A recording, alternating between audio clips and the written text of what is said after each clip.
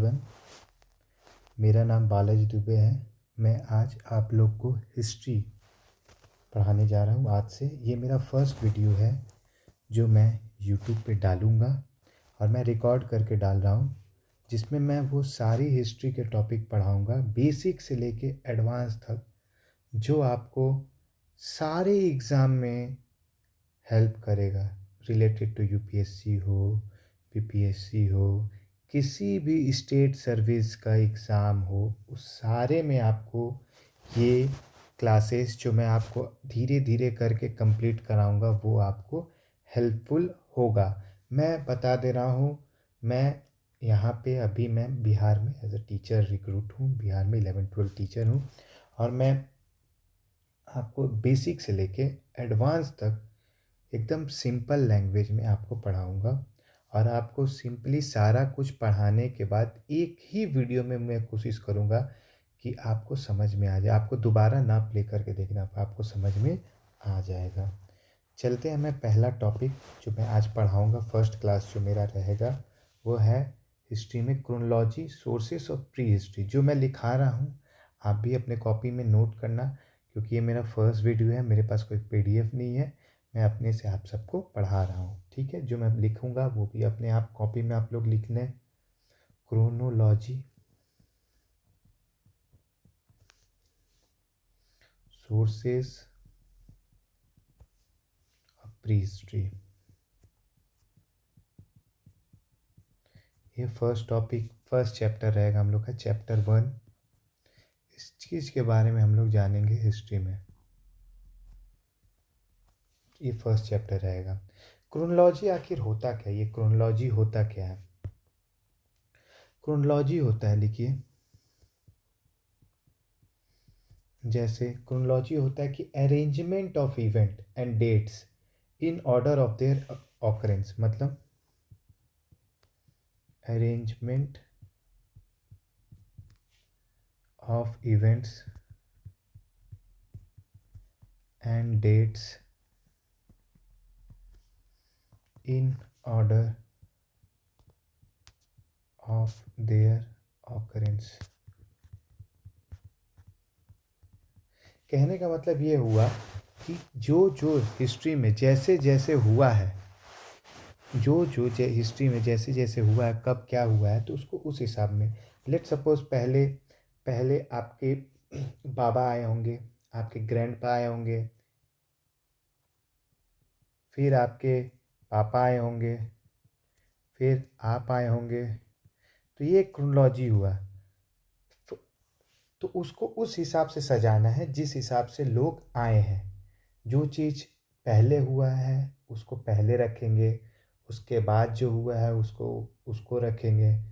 ठीक है, तो ये होता है chronology, arrangement of events and dates in order of their occurrence. जैसे जैसे हुआ है वैसे वैसे हम हिस्ट्री में उसको सजाते हैं।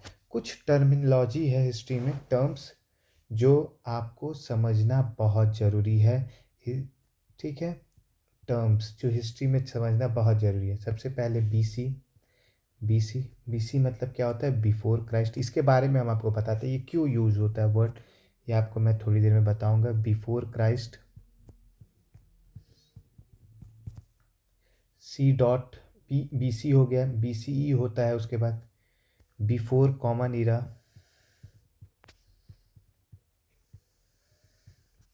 आप लोग कॉपी में नोट करते रहिएगा। उसके बाद होता है AD,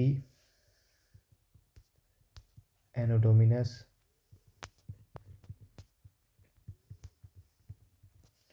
उसके बाद होता है CE, कॉमन इरा।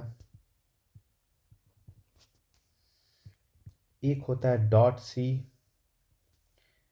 .C मतलब होता है सिरका। उसके बाद होता है BP, बिफोर प्रेजेंट। अब इसको ध्यान से आप समझिएगा, ठीक है? इसको हम एक एक चार्ट से समझेंगे, मतलब एक टेबुलर लाइन ग्राफ से अब हम इसे समझने जाएंगे। ठीक है, जैसे आप मानिए ये एक टाइम ग्राफ है, ठीक है। यहाँ पे मान लीजिए एक एडी है, 0 एडी, जिसमें इसके बाद 1 2 1 1 2 3 करके ये कहाँ तक जाएगा, 4 करके आज का तक आएगा। अभी कितना चल रहा है, 2024, 2000 भी चल आया होगा इसके पहले। वैसे यहाँ पे आइएगा 1 2 3 4 करके ये जब बुद्धा का जन्म हुआ होगा वो आएगा लगभग 500 BC, 500, 1000, फिर आ जाइए 10,000। अभी आप बैक जाते जाइए, जितना बैक जा सकते, 1,00,000, ठीक है, 1,00,000 के आसपास हो गया, ठीक है। अब आप देखिए इसको कैसे समझेंगे। ये जो आपने बेस माना है 0, इसमें कहा जाता है ये एक तरह से ज़्यादा, ये जो ईरा है ये, इसमें जीसस क्राइस्ट का जन्म हुआ था, ठीक है, क्राइस्ट का बर्थ हुआ था। तो ये जो हम लोग के हिस्ट्री लिखने वाले हैं वो लोग मेनली ब्रिटिशर्स, मतलब अंग्रेज़ लोग थे। उन्होंने क्या किया कि वो लोग अपना इन्फ्लुएंस बनाने के लिए BC, क्योंकि इस समय जन्म यही हुआ था, इन्हीं का हुआ था, तो क्राइस्ट उस समय यही कैलेंडर चलता था, ठीक है। तो वो लोग ईसा मसीह के जन्म को के पहले, जैसे ये BC, इसके पहले कहा जाता है BC, क्या कहा जाता है, BC, बिफोर क्राइस्ट। देखिए मैंने यहाँ पे लिखा है बिफोर क्राइस्ट, ईसा मसीह के जन्म से पहले, तो ये BC हो गया। इसके बाद देखिए AD, इसे क्या लिखा है, AD यहाँ पे AD लिखा हुआ है। AD मतलब एनो डोमिनस, इसका मतलब होता है, इसका लैटिन मीनिंग होता है, लैटिन में इसका मीनिंग होता है in the year of our lord, in the year of our lord, ये इसका मीनिंग होता है। इसके बाद मतलब यहाँ पे क्या होता है कि इसके बाद ईसा मसीह का जन्म हो जाता था, उसके बाद को हम लोग क्या कहते हैं, AD। तो आप मेनली यहाँ पे देख रहे होंगे कि जब हम हिस्ट्री लिख रहे हैं, हिस्ट्री में लोग को कन्फ्यूजन यही होता है, अगर ये आपका टाइम ग्राफ क्लियर नहीं है तो आपको 90% हिस्ट्री समझ में नहीं आएगा। तो इसके लिए हमें क्या करना होगा कि ये जो BC है, बिफोर क्राइस्ट, तो इसको थोड़ा सा समझिए और AD को थोड़ा सा समझिए, ठीक है। मान लीजिए जैसे अब हम लोग यहाँ से आते हैं से, अब आप 2 जगह पढ़े होंगे, 500 BC और यहाँ पे आ जाएगा लगभग 500 AD। सोचिए इसके बीच का गैप है 1,000 साल, कितना है, 1,000 साल, क्योंकि 500 साल ये और 500 साल इसके पास ये। अभी मैं आपको और समझाऊंगा, ठीक है। और इसके बाद देखिए आपने BC, ये BC को अब देखिए हुआ क्या कि मेनली जब ये पूरे वर्ल्ड की हिस्ट्री लोग पढ़ने लगे तो उसमें क्या हुआ कि आपको लोग को बार बार क्राइस्ट वर्ड यूज़ होने लगा। देखो बिफोर क्राइस्ट, तो अब जो हिस्टोरियन थे वो बोले कि कुछ ऐसा कुछ कॉमन लाओ जिसमें किसी रिलीजियन का इम्पैक्ट ना हो। जैसे यहाँ पे क्रिश्चियन का इन्फ्लुएंस ज़्यादा लग रहा है, क्राइस्ट, इसीलिए क्या हुआ कि ये BCE और CE वर्ड यूज़ होने लगा, BCE और CE वर्ड। तो ये जो BC है इसको कहा जाने लगा BCE, और AD को क्या कहा जाना है, CE। BCE मतलब बिफोर कॉमन ईरा, मैंने यहाँ लिख दिया है बिफोर कॉमन ईरा, मतलब कॉमन ईरा, एक ये वाले पॉइंट को मान लिया गया common point, before common point और आफ्टर कॉमन पॉइंट को कॉमन ईरा, क्योंकि इसको कॉमन ईरा कहने लगा। यहाँ तक हमें लग रहा है आप लोग को कोई डाउट नहीं होगा, ठीक है। मतलब आपको ये चीज़ हो गया, बिफोर क्राइस्ट समझ में आ गया, AD समझ में आ गया, BC का ये .C क्या होता है, .C मतलब होता है सिर का मतलब होता है अप्रॉक्स वैल्यू, क्या होता है, अप्रॉक्सीमेट वैल्यू। इसका मतलब अगर आपको कोई एग्जैक्ट डेट नहीं पता है कि किस डेट में कोई इंसिडेंट हुआ है तो आप ऐसे लिखते हैं, ऐसे देखे 500 BC या 500 AD। तो ये जो .C करके लिखेंगे, मतलब लेट सपोज इसको .C लिखेंगे, अप्रॉक्स वैल्यू ऐसे लिखते हैं ना आप लोग, ऐसे देखेंगे लगभग, तो इसमें लिखेंगे .C 500। तो ये आपको समझ में आ जाएगा कि ये अप्रॉक्स वैल्यू बोला जा रहा है, ठीक है। आगे हम बढ़े, ये आपको अब एक आ जाता है BP मतलब होता है अभी से कितना साल पहले, अभी से कितना साल पहले, बिफोर प्रेजेंट मतलब अभी से कितना साल पहले। तो अगर आप अभी से कितना साल पहले देखेंगे तो यहाँ पे आप आइए, जैसे मान लीजिए यहाँ पे लगभग जैसे मान लीजिए अगर हमें अगर मैं बोल रहा हूँ 7000 BP, 7000 BP इक्वल्स टू कितना होगा? मान लीजिए यहाँ पे 7000 मतलब 2000 है ये, मान लीजिए अभी 2000 साल है, 2000 ईयर चल रहा है, 2024 नहीं चल रहा है, लेट सपोज अभी आप 2000 में है, तो 7000 BP अगर 2000 में रहते तो कहाँ जाता? यहाँ से आप 7000 साल बिफोर प्रेजेंट अभी चले जाइए, 7000 साल पहले चले जाइए, तो आपको आ जाएंगे कहाँ पे? 2000 साल ये हो गया और 5000 साल ये हो जाएगा, तो 7000 हो जाएगा ना, यहाँ पे 5000 साल हो जाएगा BC, और ये क्या हो जाएगा यहाँ से 2000, तो मतलब 7000 BP इक्वल्स टू 5000 BC। समझ में आया? एक और एग्जांपल देते थे, आप अभी समझिएगा कि आप 2000 में हैं, ईजिली समझने के लिए 2000 डेट में है, इसमें आप 24 साल और जोड़ दीजिएगा अगर आपको कोई इशू होगा तो। मान लीजिए आप अभी 2000 में हैं, 2000 ईयर में हैं। अब मान लीजिए मैं बोला हूँ कि आप अभी से 3000 BP के बताइए कितना होगा? 3000 BP इक्वल्स टू कितना होगा? 3000 BP इक्वल्स टू कितना BC? तो 3000 BP मतलब ये 2000 का साल ये हो गया और 1000 साल यहाँ, मतलब 1000 BC। समझ में आया?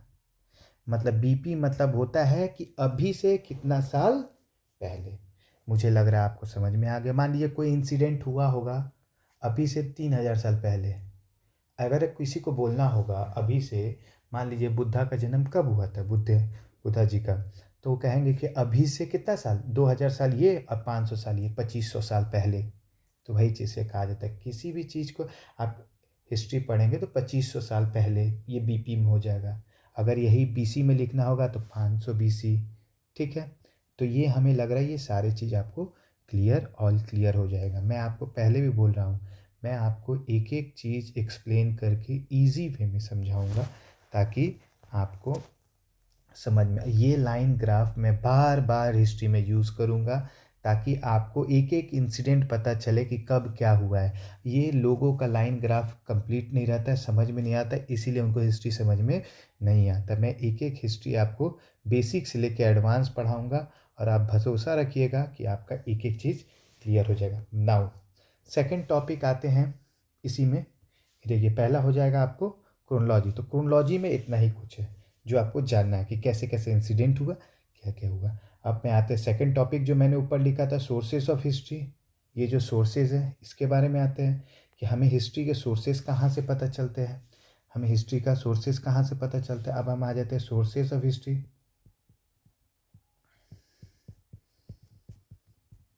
सोर्सेज ऑफ हिस्ट्री, हिस्ट्री का दो सोर्स है, कौन कौन सा होगा बताइए, कौन कौन सा होगा? एक होगा आपको, आप आइए यहाँ पे आइए, दो सोर्स है कौन कौन सा? आर्कियोलॉजी, आर्कियोलॉजिकल सोर्स, और एक हो जाएगा लिटरेरी सोर्स। अब देखिए इसी हिसाब से आप पढ़िएगा, नोट्स भी बनाइएगा तो आपको समझ में आ जाएगा। आर्कियोलॉजिकल सोर्स और लिटरेरी सोर्स। आर्कियोलॉजी में क्या आ जाएगा बताइए, बताइए आर्कियोलॉजी में क्या आएगा? एक्सकेवेशन, जो हमें खुदाई से मिलता है। आर्कियोलॉजी मतलब होता है कि पुरातत्व, जो पुराने चीज़ के बारे में हम पढ़ते हैं हिस्ट्री में वो हो जाता है पुरातत्व। एक्सकेवेशन जो खुदाई में मिला। इंस्क्रिप्शन सबके बारे में मैं अभी बताऊंगा। न्यूमिस्मेटिक, इंस्क्रिप्शन मतलब होता है कि जो पुराने पत्थर वगैरह पे जो चीज़ लिखा रहता है उसके बारे में। एक्सकेवेशन मतलब खुदाई के बारे में, अभी एक एक चीज़ के बारे में बताऊंगा। और न्यूमिस्मेटिक, न्यूमिस्मेटिक मतलब होता है क्वाइन का स्टडी, हमें जो क्वाइन मिला उससे हम क्या सीखते हैं उसके बारे में जानेंगे। अब आ जाते हैं लिटरेरी सोर्स। लिटरेरी सोर्स में दो आए, तीन आएगा फिर। रिलीजियस जो धार्मिक किताबें हैं, उसके बाद आ जाएगा नॉन रिलीजियस जो धार्मिक किताबें नहीं हैं, उसके बाद आ जाएंगे आपको फॉरेन अकाउंट। फॉरेन अकाउंट मतलब जो बाहर से आए हैं उन्होंने क्या क्या लिखा है। ठीक है, अब आप आ जाइए, इसके बाद आपको टॉपिक ये, अब ये हो गया कि मतलब मैं अगर कभी आपको एग्ज़ाम मेंस का एग्ज़ाम दे रहा है और पूछेगा कि हिस्ट्री के बारे में आपको कैसे पता चलता है, तो आपको यहाँ पे लिखना होगा कि आर्कियोलॉजी में ये है। आर्कियोलॉजी है जो हमें पुरातत्व, पुरानी चीज़ों से पता चल, जैसे खुदाई से, इंस्क्रिप्शन शिलालेख से। और न्यूमिस्मेटिक मतलब होता है क्वाइन के स्टडी से। और लिटरेरी मतलब हो जाएगा आपको रिलीजियस, नॉन रिलीजियस और फॉरेन अकाउंट। ठीक है, यहाँ तक हमें लगता है आपको कोई डाउट नहीं होगा। अब आ जाइए आप एक टॉपिक फर्स्ट टॉपिक पढ़िए एक्सकवेशन, खुदाई के बारे में। क्या किस टॉपिक के बारे में पढ़ेंगे हम लोग? एक्सकवेशन के बारे में, ठीक है। अब चालू करते हैं एक्सकवेशन के बारे में। एक्सकवेशन, एक्सकवेशन मतलब क्या बोले? खुदाई। तो एक्सकवेशन में अगर आपको लिखना होगा तो लिखिए सिस्टमैटिक डिगिंग। सिस्टमैटिक मतलब सिस्टमैटिक वे में। डिगिंग मतलब होता है खुदाई। इन लेयर्स, लेयर्स में to scientifically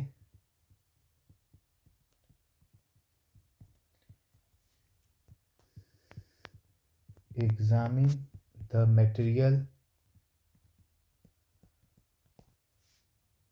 buried under land। इसका मतलब हो गया, मान लीजिए कोई आप, इसका मतलब मैं आपको समझाता हूँ। मान लीजिए इसमें हो गया कि मान लीजिए आपने कोई एक लैंड, पैचेज ऑफ लैंड देखा, ठीक है। अब इसको हमें पढ़ना है तो मैं ऐसे ही कहीं पे भी नहीं खोदूंगा। सिस्टमैटिक वे में मैं पहले देखूंगा कि कहाँ पे मुझे ज़्यादा प्रोबेबिलिटी बनता है किसी भी चीज़ पाने का।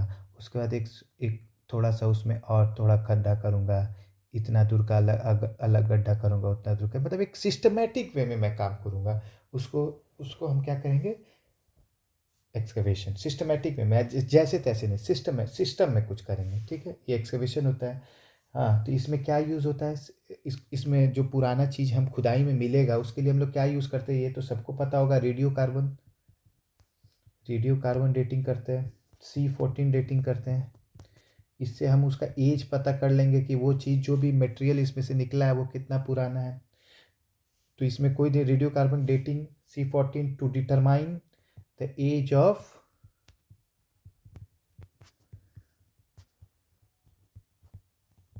Excavated object.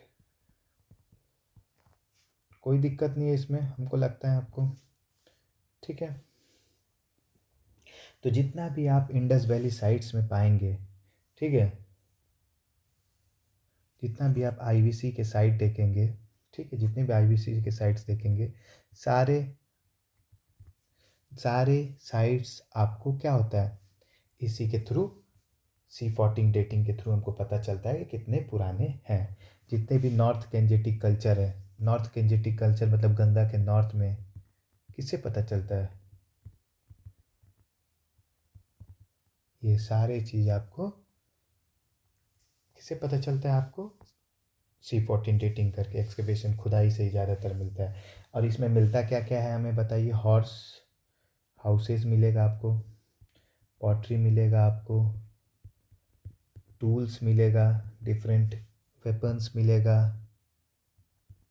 वेपन्स मिलेगा, और सब एटसेट्रा थिंग मिलेगा। तो आप एक चीज़ देख रहे हैं, आप इसको यूपीएससी पैटर्न में आपने पढ़ रहा है, आपका मेंस का भी तैयारी हो रहा है, अभी तक आपने ये चीज़ पढ़ा। आप एक चीज़ याद रखिएगा, अगर आप एक एक चीज़ मेरी बात को सुन रहे हैं तो आपका कोई एग्ज़ाम रुक नहीं सकता है। इसके आगे क्या होगा? अब आप पढ़ लिए, इसमें एक चीज़ और याद रखिए, एक वर्ड है मेगालिथ। मेगालिथ जो कि ज़्यादातर साउथ इंडिया में ये है, मेगालिथ, मेगालिथ, ठीक है। मतलब ये भी खुदाई में मिला हुआ है। लेट सपोज इकोनॉमिक टर्म में ऐसे इंडिया का मैप लगभग लगभग लोग बनाते थे, हमारे टीचर बताए थे कि इकोनॉमी में लगभग लगभग ऐसे इंडिया का मैप बन जाता है। तो यहाँ पे आपने देखागा कि इधर पे मेनली साउथ इंडिया में एक बरियल प्रैक्टिस फॉलो होता है, उसको हम मेगालिथ कहते हैं। मेगालिथ मेनली कहाँ है? साउथ इंडिया में। कहाँ? South India. ये क्या है? It is a burial practice. क्या है ये? It is a burial practice. क्या है बरियल प्रैक्टिस? मतलब बरियल मतलब आपको पता है, मतलब कोई डेथ हो जाता है तो उसको हम लोग गाड़ते हैं, ठीक है। ये एक बरियल प्रैक्टिस है, कहाँ का? Of south India. कहाँ का? साउथ इंडिया का। इसमें होता क्या कि मान लीजिए एक आदमी मर गया तो उसको दफनाए हैं, और दफनाने के साथ उसका जो औजार है उसको उससे चारों तरफ से औजार के साथ उसको दफनाए हैं। उसका औजार जितने भी उसके टूल्स रहेंगे उसके साथ उसको, मतलब हीरोइक डेथ हुआ है तो उसको उसके साथ दफनाएंगे, टूल्स के साथ, और चारों तरफ से पत्थर से हम उसको घेर देंगे। चारों तरफ से पत्थर से हम उसको, उस डेड बॉडी को घेर देंगे। मेगा मतलब होता है बड़ा, मेगा मतलब बिग, और लिथ मतलब होता है पत्थर, लिथ मतलब रॉक। तो बड़े पत्थरों से उस डेड बॉडी, जो भी हीरोइक डेथ हुआ, लड़ते लड़ते मरा है, उसका वेपन्स और उसके चारों तरफ बड़े चट्टान से उसे घेर देंगे। इतना आपको समझ में आ गया? ठीक है। इसका कुछ कुछ साइट लिख देते हैं। जो फेमस साइट है हलूर है। कौन सा साइट है? हलूर। उसके बाद है मस्की। ये दोनों ही है आपको कर्नाटका में। कहाँ है ये दोनों साइट? है कर्नाटका में। कहाँ है? कर्नाटका में। ठीक है, ठीक है। अब जैसे इसमें और भी आ जाता है नागार्जुकोंडा। ये आप लोग को भी पता होगा, आंध्र प्रदेश में है। ठीक है।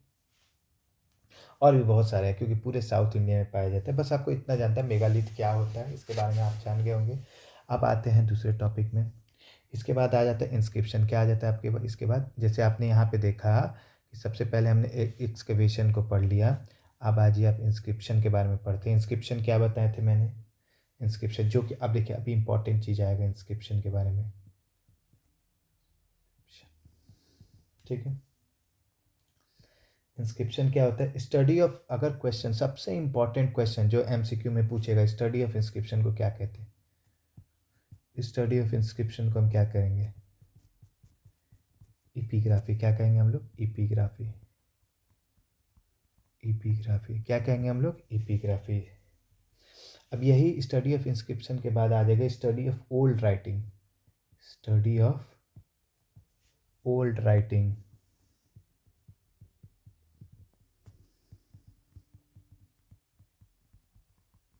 इसको क्या कहेंगे हम लोग? ओल्ड। ओल्ड मतलब होता है पुराना। अगर हम किसी भी चीज़ इंस्क्रिप्शन के बारे में पढ़ रहे हैं, शिलालेख के बारे में पढ़ रहे हैं, तो उसको इपिग्राफी कहेंगे। अगर यही पुराना चीज़ है, पुराने किसी रीडिंग के बारे में पढ़ रहे हैं, इसको पैलियोग्राफी कहेंगे। पैलियो मतलब ही होता है ओल्ड। क्या कहेंगे? पैलियोग्राफी। ठीक है। अगर कभी स्पेलिंग मिस्टेक होगा तो आप लोग उसको थोड़ा मैनेज कर लीजिएगा। ठीक है,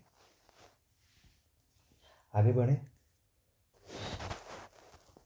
अब देखिए जितने भी हड़प्पन सील्स हैं वो इसी के थ्रू पड़ा। हड़प्पन सील्स जितने भी हैं, मतलब जो मोहर वगैरह लगता था हड़प्पन साइड पे,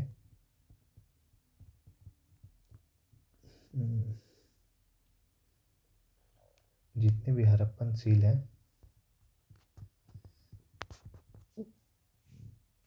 ठीक है, वो अब इंस्क्रिप्शन से पता चलता है।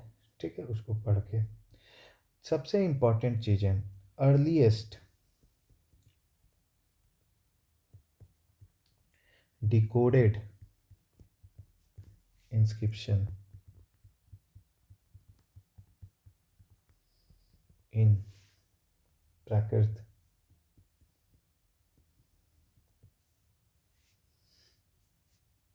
जो हम सबसे पुराना चीज़ जो हम अभी तक खोज पाए हैं, जो चट्टान, मान लीजिए पत्थर है, जो सबसे पुराना पत्थर जिस पे क्या लिखा है हम पढ़ पाते हैं, वो कौन सा पत्थर है?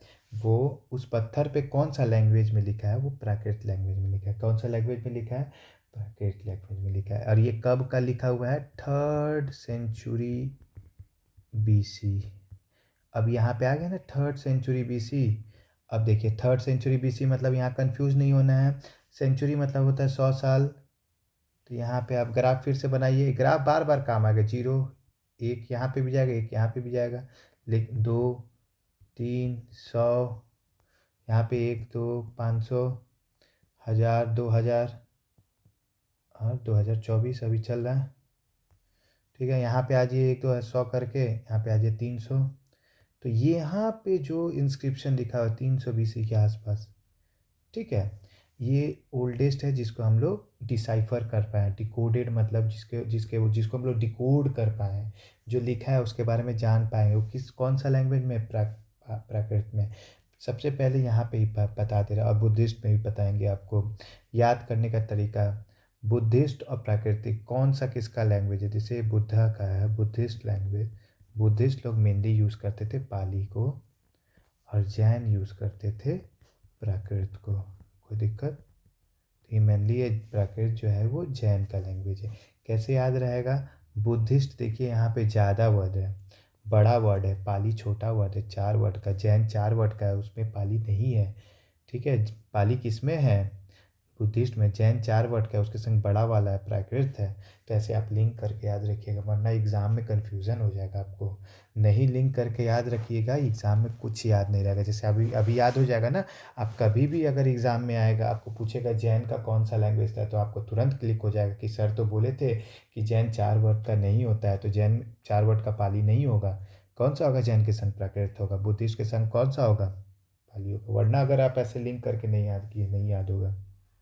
ठीक है, तो ये 2-3 पॉइंट आप देखें इंस्क्रिप्शन में। और क्या इंस्क्रिप्शन में लिखेंगे? इंस्क्रिप्शन किस चीज़ पे होता है? Inscription can be on seals. किस पे होगा? सील्स पे होगा। पिलर्स पे होगा। किस पे होगा? पिलर्स पे होगा। रॉक पे होगा। कॉपर प्लेट पे होगा। कॉपर प्लेट पे होगा। टेम्पल वॉल पे होगा। समझे? तो जितने भी इंस्क्रिप्शंस वगैरह होंगे वो किस किस चीज़ पे होगा? रॉक पे होगा, सील्स पे होगा, कॉपर प्लेट पे होगा, जो भी शिलालेख लिखा होगा चट्टान पे, इस सब पे होगा। सबसे इम्पॉर्टेंट चीज़ जो होगा आपको यहाँ पे मैं बताना चाहूँगी, ये कॉपर प्लेट। ये एग्ज़ाम में पूछेगा कि कॉपर प्लेट क्या दिखाता है। कॉपर प्लेट आपको दिखाता है, copper plate showing land grant. क्या दिखाता है आपको? Showing land grants. ठीक है, लैंड ग्रांट की, अगर कोई लैंड आपको किसी चीज़ को ग्रांट पे दिया और उसका रेवेन्यू कितना आ रहा है, कलेक्शन, वो मान लीजिए कॉपर प्लेट है, इसमें लिखा रहेगा कि ये लैंड इस आदमी को इतना रुपया के लिए दिया गया। ये कॉपर प्लेट अगर होगा, उस पर कुछ लिखा होगा तो ऐसा पाया गया है। ठीक है, यहाँ आपको कोई डाउट नहीं होगा। ठीक है, अब ये देखिए, आप यहाँ पे आइए फिर से बैक में। ये आपने देखा कि इंस्क्रिप्शन हो गया, एक्सकवेशन हो गया। अब आते हैं हम न्यूमिस्मेटिक में। किसके में आएंगे? न्यूमिस्मेटिक में। कोई दिक्कत नहीं होगा। अब हम आएंगे किस में? न्यूमिस्मेटिक में। कौन सा कलर ले लेते हैं? चलिए ये ले लेते हैं। अब आते हैं हम न्यूमिस्मेटिक। अरे यार सॉरी। ठीक है, अब आते हैं हम न्यूमिस्मेटिक में। न्यूमिस्मेटिक में, न्यूमिस्मेटिक मतलब, पहली बात पहले भी बताए थे, न्यूमिस्मेटिक मतलब होता है स्टडी ऑफ कॉइन। क्या होता है? Study of coin. कॉइन के बारे में जो पढ़ाई होगा। मतलब सबसे इम्पॉर्टेंट चीज़, ये फिर से ग्राफ में आपको बनाता हूँ, क्योंकि ये ग्राफ मैं बार बार बोल रहा हूँ। अगर आपको ये ग्राफ क्लियर नहीं है, आपको हिस्ट्री नहीं समझ में आएगा। मैं जब भी हिस्ट्री पढ़ाऊँगा ये ग्राफ बनाऊँगा। अलग अलग टीचर का अलग अलग पढ़ाने का तरीका है, मेरा अलग तरीका है। अगर आप मेरे तरीका से पढ़े तो मैं गारंटी बोल रहा हूँ, आप हिस्ट्री भूलिएगा नहीं, और एक एक चीज़ आपको याद हो जाएगा। 2, 3, 200, 500, 1000 और 2024, और वैसे ही 1, 200, 200, 500, यहाँ तो चल जाएगा। आप जितना ले जाइए, अर्थ का जितना साल होता है, 4 बिलियन तक लेके चल जाइए। तो ये तो बैक में कितना भी जाएंगे तो बीसी का आएगा। ये बीसी हो जाता है, ये एडी होता है। बार बार बताएं आप लोग को, बीसी एडी नॉर्मली अब बीसी कहा जाता है, अब इसको सी कॉमन ईरा कहा जाता है। इतना आपको डाउट नहीं होगा। अब यहाँ पे आ जाइए, कॉइन न्यूमिस्मेटिक क्यों यूज है? देखो ये 200 बीसी दिख रहा है, ये 200 बीसी से लेके यहाँ पे 200 एडी तक, मतलब ये देखिए 200 एडी हुआ, ये 200 बीसी हुआ। ये जो 400, मेनली 400 साल का ईयर है, 400 हुआ ना जी, 200 यहाँ, 200 यहाँ, ये जो 400 साल का ईयर है, ठीक है, ये वाला 200 से 200 हुआ, ये 200 हुआ, तो लगभग 400 ईयर हो गया ना। तो ये जो 400 ईयर है, इसको हम लोग हिस्ट्री, इस काल में कोई चीज़ लिखा हुआ नहीं है।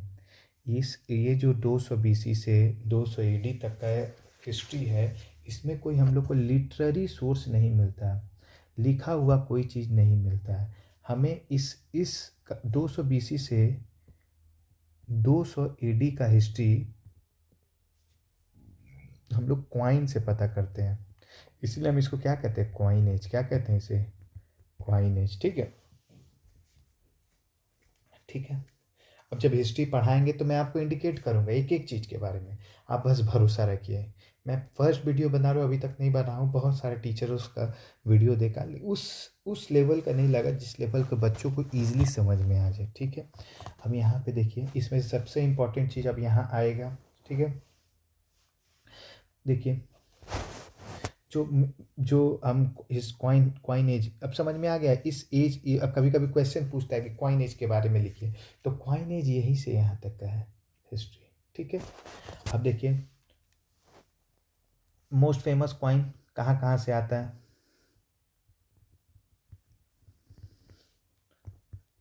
फ्रॉम कुषाण पीरियड, कहाँ से आएगा, कुषाण पीरियड से आएगा। एंड पोस्ट मौर्य, ये सब उसी काल का है। जब हम पढ़ाएंगे आगे का हिस्ट्री तो आप लोग को आ जाएगा। जो मोस्ट फेमस कॉइन्स है वो कुषाण पीरियड का है, पोस्ट मौर्यन का है। अब इस कॉइन पे क्या रहता क्या है, सोचने में आएगा ना जी। इस कॉइन पे रहता, देखिए ये जो मैं लिखा रहा हूँ इसी वे में आप नोट्स बनाइएगा। इससे क्या होगा कि आपको मेंस पे भी लिखने का टॉपिक मिलेगा। इसको आप मेंस पे बहुत अच्छा से पॉइंट वाइज लिख सकते हैं। इस कॉइन पे क्या रहेगा, नेम ऑफ किंग, राजा के बारे में रहेगा उस कॉइन में। राजा कब राजगद्दी पे आया इसके बारे में लिखा है। इमेज ऑफ गॉड, उस समय जो लोग होंगे वो जिस भगवान को पूजा करते होंगे वो पूजा का फोटो उस कॉइन पे बनाया होगा, जो भी भगवान को वो मानते होंगे। Image of god, date of coronation, date of coronation, coronation मतलब होता है कब राजा राजगद्दी पे बैठा। जब राजा को ताजपोशी हुआ उसमें वो बताएगा कि आपको डेट बताएगा, उस कॉइन पे कोई डेट लिखा होगा, उस डेट पे मान लेते कि राजा उस समय था, वही राजा था वो डेट। ठीक है, date of coronation. Reigns, reigns मतलब होता है कि उसका शासन काल क्या है, राजा का शासन काल क्या है। ये बहुत हेल्पफुल हुआ हिस्ट्री लिखने में, क्योंकि इस समय का हिस्ट्री हमें कोई लिखा हुआ नहीं मिलता है। इस समय का हिस्ट्री हमें कब कैसे मिलता है, इस समय का हिस्ट्री हमको क्वाइन से स्टडी करके मिलता है। ठीक है, इंपॉर्टेंट पॉइंट पूछेगा, फर्स्ट गोल्ड क्वाइन पूछेगा इसमें, फर्स्ट गोल्ड क्वाइन हमें कब मिलता है, फर्स्ट गोल्ड क्वाइन। ठीक है, फर्स्ट गोल्ड क्वाइन कब मिलेगा हमें बताइए। फर्स्ट गोल्ड क्वाइन आएगा आपको कब आएगा बताइए, पूछेगा किसके पीरियड में, तो कुषाण, कुषाण रहेगा या इंडो ग्रीक रहेगा, कोई एक नाम रहेगा। आपको दोनों याद रखना है, इंडो ग्रीक और कुषाण। ठीक है, सबसे, और दूसरा बोलेगा मोस्ट गोल्ड कॉइन, सबसे ज़्यादा गोल्ड कॉइन कहाँ था, किसके समय था। मोस्ट गोल्ड कॉइन किसके समय था, गुप्ता के समय। किसके समय, गुप्ता पीरियड के समय। तो ये क्या दिखाता है, गुप्ता के समय प्रॉस्पेरिटी था।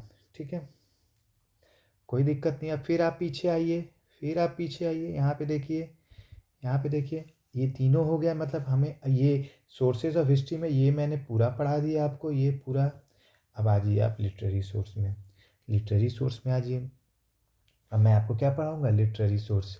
लिटरेरी सोर्स में आइए, आप अगर बोलिएगा तो इसका मैं पीडीएफ बना के टेलीग्राम ग्रुप बनाऊंगा, आप लोगों का कमेंट आएगा तो मैं इसे टेलीग्राम ग्रुप में सर इसी को शेयर कर दूंगा जो मैं लिख रहा हूँ।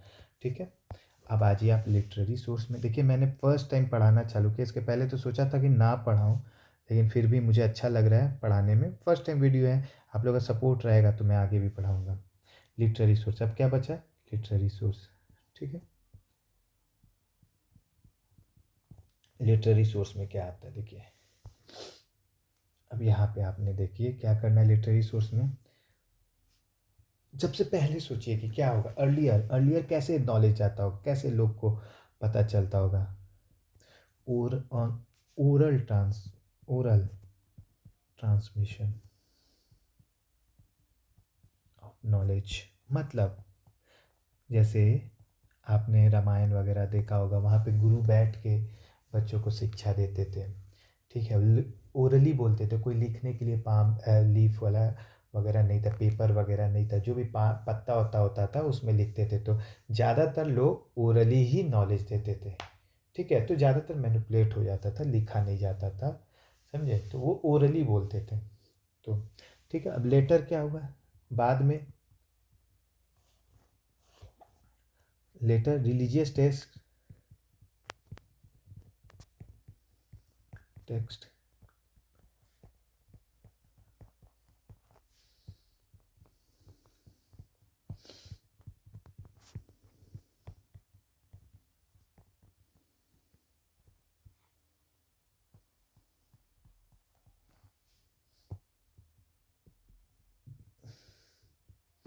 मतलब later religious text were written down on the birch of palm leaf, जो पाम लीफ है, क्यों आपको भी पता है कि पेपर आया, पेड़ से ही पेपर बनता है, तो धीरे धीरे पेपर का डेवलपमेंट होता है 4th century AD में। और पेपर कहाँ बनता है आपको भी पता है, पाम लीफ पे लिखा जाए, तो पेपर है चाइना में 4th century AD। फिर आपको ग्राफ याद है, 1 2 100, यहाँ आ जाएगा, यहाँ 200, यहाँ तो 1 लाख 4 बिलियन तक चल जाएगा, अर्थ का ही है, यहाँ पे 200 400, तो ये 4th century AD बोले हैं।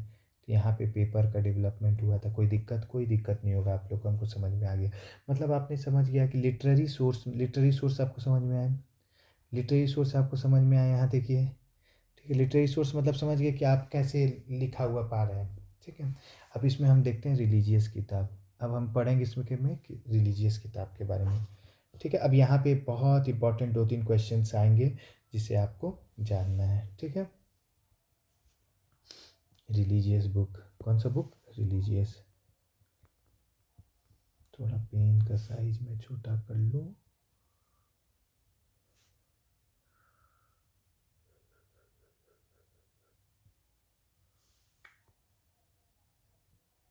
ठीक है। रिलीजियस में क्या क्या आएगा देखिए। रिलीजियस सोर्स में आप बताइए, धार्मिक किताब कौन कौन सा आपको ही पता है। हिंदुइज्म में आ जाएगा, कौन कौन सा बताइए, हिंदुइज्म में कौन कौन सा किताब आ जाएगा। सारा लैंग्वेज, ऑल लिटरेचर किस लैंग्वेज में होगा,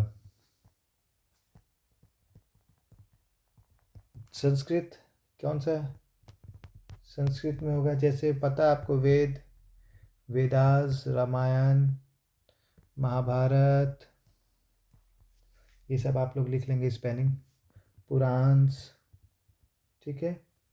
ये सब किसका है, हिंदू का है। रिलीजियस में हिंदू देख लिए। अब आ जाइए आप बुद्धिज्म में पहले लैंग्वेज बताइए। लैंग्वेज मैंने बताया, बुद्धिस्ट बड़ा है तो छोटा वाला आएगा, पाली लैंग्वेज ही किस लैंग्वेज में होगा, पाली लैंग्वेज का किताब कौन सा लैंग्वेज में होगा, पाली लैंग्वेज। बुद्धिस्ट का किताब बताइए, कोई बताएगा, नहीं बता पाएगा, मैं ही बता रहा हूँ, कमेंट में बताइएगा लेकिन कि कैसा लगा, ठीक है। तो आपको पता है बुद्धा का सुत्त पितक, विनय पितक, अभिनव पितक, बताइए सुत्त पितक, ये सब आपने नाम सुना होगा लेकिन इस क्रोनोलॉजी में पढ़ना इंपॉर्टेंट है। अभिनव पितक,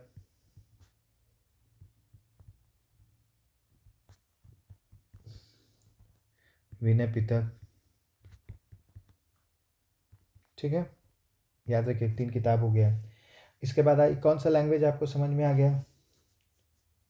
एक हो जाता है इसी में, बुद्धा में ही आ जाएगा जातक स्टोरी। जातक मतलब ये जातक होता है बुद्धा का स्टोरी के बारे में सब कुछ है, ठीक है। उसके बाद आ जाइए जैन का लैंग्वेज बता दीजिए। लैंग्वेज हो गया प्राकृत लैंग्वेज। उसके बाद बताइए जिसका सबसे इंपॉर्टेंट भगवती सूत्र किताब, भगवती सूत्र,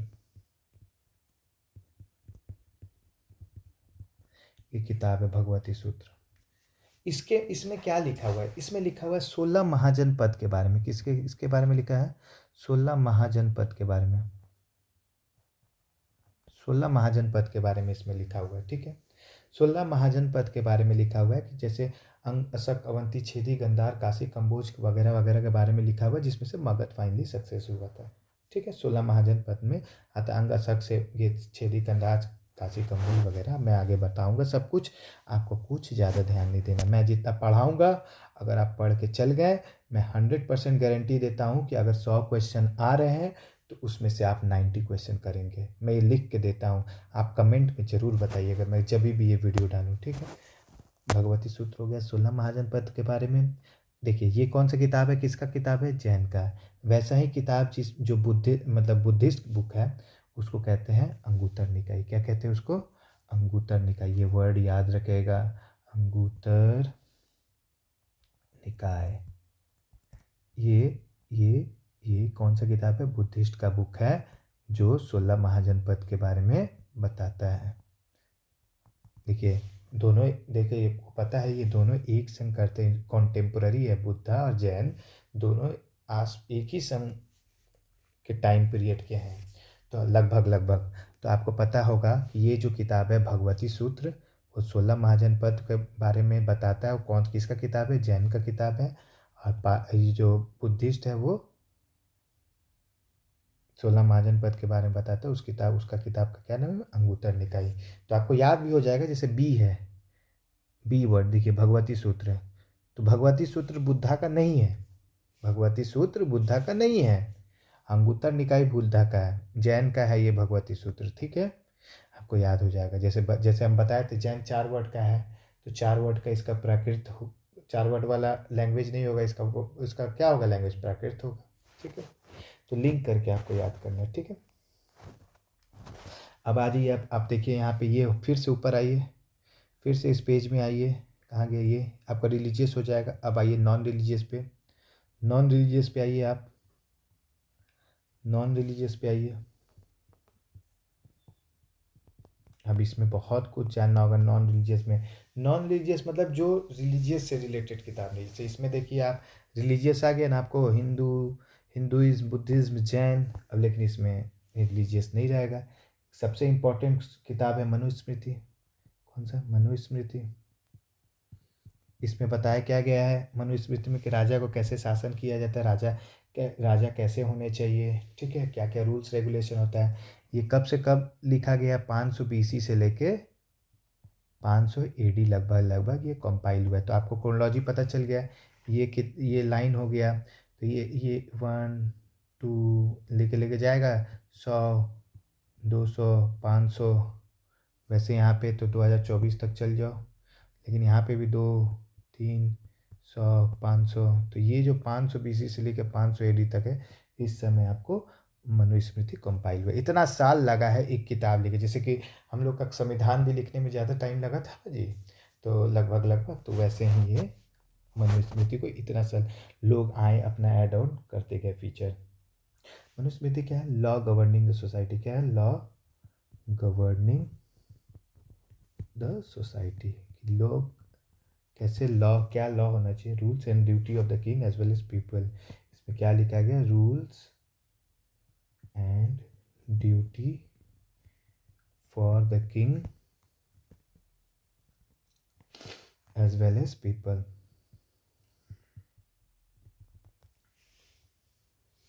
अब यहाँ पे देखिए सम फेमस रिलीजियस सोर्स, बहुत important, very very important topic है, इसको आपको याद ही रखना है। ठीक है, क्या टॉपिक है? देखिए some famous non religious book source, जिससे हमको किसके बारे में पता चल रहा है? हिस्ट्री के बारे में पता चल रहा है, इंडियन हिस्ट्री के बारे में। एग्जाम्पल बोलिए, अर्थशास्त्र, अर्थशास्त्र कौन लिखा है? कौटिल्य। कौन लिखा है? कौटिल्य।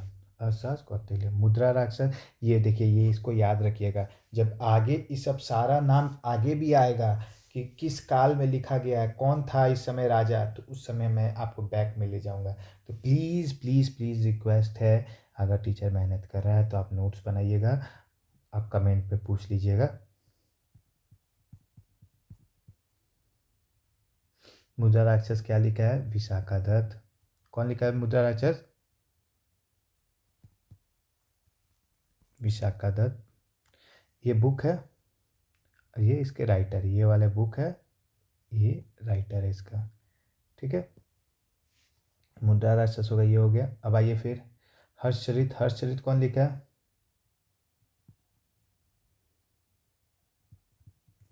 हर्षचरित कौन लिखा है? बाणभट्ट। कौन लिखा है? बाणभट्ट। राजतरंगिणी कौन लिखा है?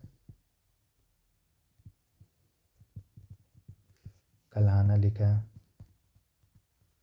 राजतरंगिणी हो गया। उसके बाद देखिए मालविक अग्निमित्रम, बहुत इंपॉर्टेंट है ये मालविक अग्निमित्रम।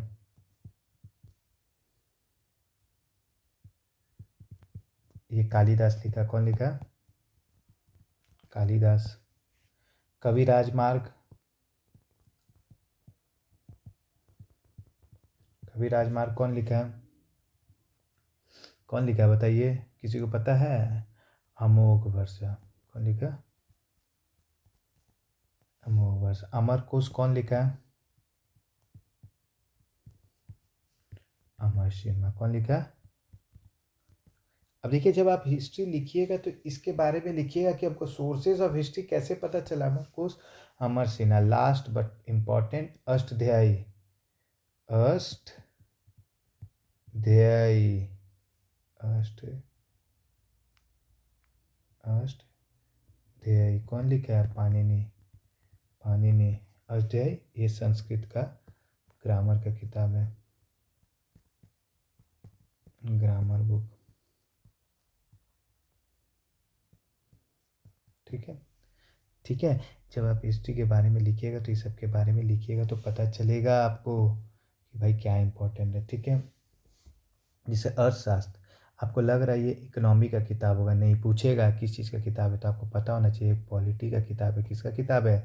पॉलिटी का। ये जो कौटिल्य है किसके टाइम फ्रेम में था? चंद्रगुप्त मौर्य के समय। चंद्रगुप्त मौर्य। चंद्र, ये इंपॉर्टेंट है। जब चंद्रगुप्त मौर्य पढ़ाएंगे तो उसमें पता होना चाहिए कि कौटिल्य किसके समय था? चंद्रगुप्त मौर्य के समय, और उसी समय लिखा था अर्थशास्त्र। देखिए ये मुद्रा राक्षस, ये विशाखादत्त किसके समय था? चंद्रगुप्ता टू के समय था। चंद्रगुप्ता टू। तो ये भी बताएंगे चंद्रगुप्ता मौर्य। बहुत जनों कन्फ्यूज है, चंद्रगुप्त मौर्य क्या है, चंद्रगुप्ता टू क्या है, ये गुप्ता है कि मौर्य है, सब का डाउट क्लियर हो जाएगा। बस अभी नोट करके रखिए कि ये जो कौटिल्य है वो चंद्रगुप्त मौर्य के समय था, विशाखादत्त किसके समय? चंद्रगुप्त टू के बारे में है। ठीक है, ये जो राजतरंगिणी कल्हाना है, ये जो राजतरंगिणी कल्हाना है, ये आपको कश्मीर का 5,000 5,000 साल का हिस्ट्री के बारे में है, कश्मीर हिस्ट्री के बारे में। ठीक है, ठीक है, एक राजतरंगिणी बुक। ठीक है, कोई दिक्कत नहीं है। ठीक है, अमोघ वर्षा जो है, ये जो अमोघ वर्षा है, ये आपको राष्ट्रकूट डायनेस्टी पढ़ाएंगे। जब साउथ का हिस्ट्री पढ़ाएंगे तो किंग राष्ट्रकूटा का किंग है। ठीक है, कोई दिक्कत नहीं होगा। ये जो कालिदास का मालविक अग्निमित्रम है, इसमें हीरो रहता है कौन? इसमें एक हीरो रहता है, इस हीरो का नाम है अग्निमित्र। क्या नाम है? अग्निमित्र। पूछ सकता है, मैं ये नहीं बोलूँगा, अग्निमित्र। आप देखिए, आपको इतना ज़्यादा डेटा है, आपको टाइम लगेगा याद करने में, मुझे भी लगा होगा। आप समझिए, ये आप अमरकोश देख रहे हो, देखो ये अमरकोश जो है ये गुप्ता पीरियड के समय है। किसके समय? ये कौन सा? समुद्रगुप्त के समय है। किसके समय है ये? समुद्रगुप्त। मैं आपको एक एक चीज़ बता रहा हूँ, जब समुद्रगुप्त बनाऊंगा फिर भी बताऊंगा। देखिए मैंने पीछे पढ़ाया था, अमरकोश के किताब था जिसको अमर सिम्हा लिखा था, और अमर सिम्हा समुद्रगुप्त के समय था, गुप्ता पीरियड। ठीक है, ठीक है, आगे बढ़ते हैं। अब आगे बढ़ते हैं, देखिए ये मेरा हो गया जो मैंने चार्ट बनाया था। इसमें आप देखिए ये तीनों चीज़ हो गया है। रिलीजियस, नॉन रिजर्व बचा फॉरेन अकाउंट। फॉरेन अकाउंट के बारे में हम पढ़ेंगे, उसके बाद एक चैप्टर थोड़ा बहुत कंप्लीट होगा, उसके बाद प्री हिस्ट्री बाद में पढ़ेंगे। पहले फॉरेन अकाउंट का। फॉरेन अकाउंट मतलब होता है कोई बाहर से आया वो हिस्ट्री लिखा। क्या? कोई बाहर से आया वो हिस्ट्री लिखा है। ठीक है, अब चालू करें फॉरेन अकाउंट के बारे में। फॉरेन अकाउंट के बारे में आइए। फॉरेन अकाउंट मतलब क्या हुआ? कोई बाहर से आ रहा है वो लिखा है। क्या लिखा है? कौन लिखता है? ये मेनली ट्रैवलर्स जो बाहर से आ रहे हैं, रिलीजियस स्कॉलर, बाहर से जो स्कॉलर हैं वगैरह वगैरह। रोट अकाउंट, ये अकाउंट कौन लिखा है? लगभग लगभग ये सब। ये सबसे इंपॉर्टेंट है, ये often give crucial missing link, ये वर्ड याद रखिएगा।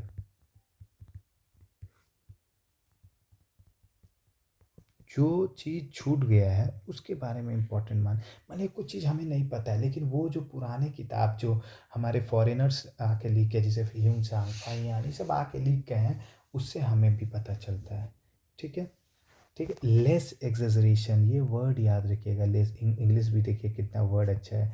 एग्जेजरेशन मतलब, एक्सेजरेशन मतलब होता है बढ़ा चढ़ा के लिखना। क्या होता है? बढ़ा चढ़ा के लिखना। लेस मतलब लेस बढ़ा चढ़ा के लिखा गया है। जो बाहर के लोग हैं वो कम, जैसे यहाँ पे है कि राजा का कोई राइटर होगा तो बढ़ा चढ़ा के लिखेगा, राजा के पास 1 लाख हाथी था, ये था वो था।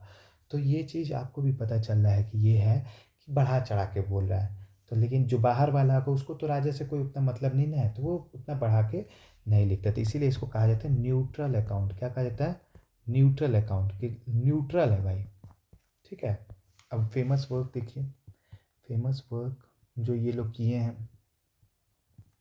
मेगस्थनी नाम बहुत इंपॉर्टेंट है, किसके समय था बताइएगा कमेंट में।